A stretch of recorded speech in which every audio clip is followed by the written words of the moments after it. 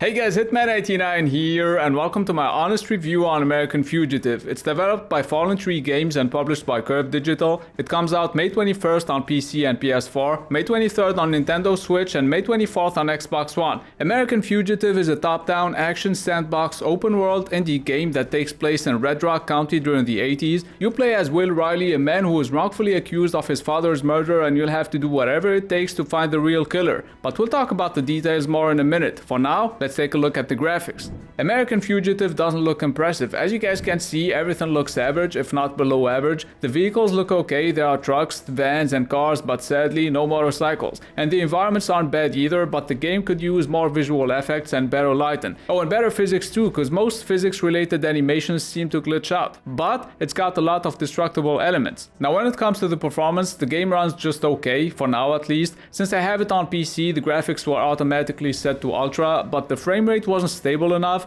so I had to switch to medium, even though my PC specs are way above the recommended ones, so hopefully a patch will make it run smoother, but for now I'm gonna give the graphics a 4 out of 10 and I'm gonna move on to the sound. There aren't that many tracks on this game and there are no radio stations either, but the background music isn't bad and the sound effects are also okay apart from a couple of bad ones. Oh, and by the way, I'm not gonna talk about the voice acting this time because nobody talks on this game apart from the cops, so I'll give the sound a 5 out of 10 and I'll just let you listen to the game audio for like 15 seconds before we move on to the gameplay.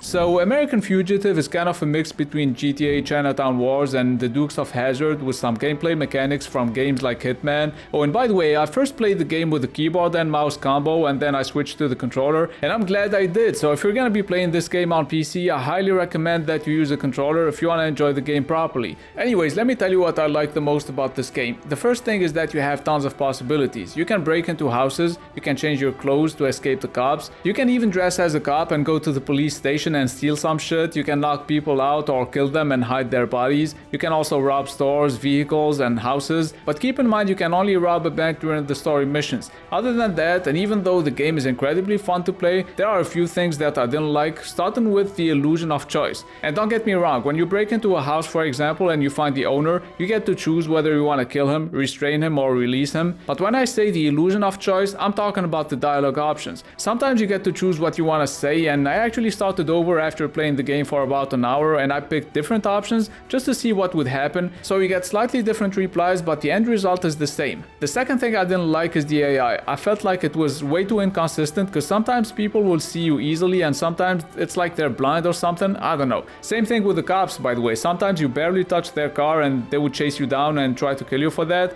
and some other times you would just ram into their car real good and they wouldn't do anything about it. And another thing I didn't like is the gunfights. I felt like they were average, probably because there is no blood, and most importantly because cops keep on shooting their own cars when they're in the way, so they blow up their own cars and they end up killing themselves, which takes me to the next point. The game is too easy. I only died once and it's because I didn't know I could drown if I ran out of stamina while I was swimming. Oh, and there's something you should know about the game. The missions are short, so we're talking a couple of minutes per mission, which is probably due to the fact that you're always alone, so you don't have a guy with you who's always talking like on GTA. You go from point A to point B, you get the job done in less than 5 minutes and you move on to the next mission. Last thing I want to talk about when it comes to the gameplay is the driving system. It's very well done, very satisfying, so all around, and even though it's got some issues, the gameplay is still very good. That's why I'm gonna give it a 9 out of 10. Now when it comes to the game's replayability, it's gonna take you at least 10 hours to finish the game. But this is a sandbox game, so even when you're done with the missions, you can always drive around and commit all kinds of crimes like the sick fuck you are.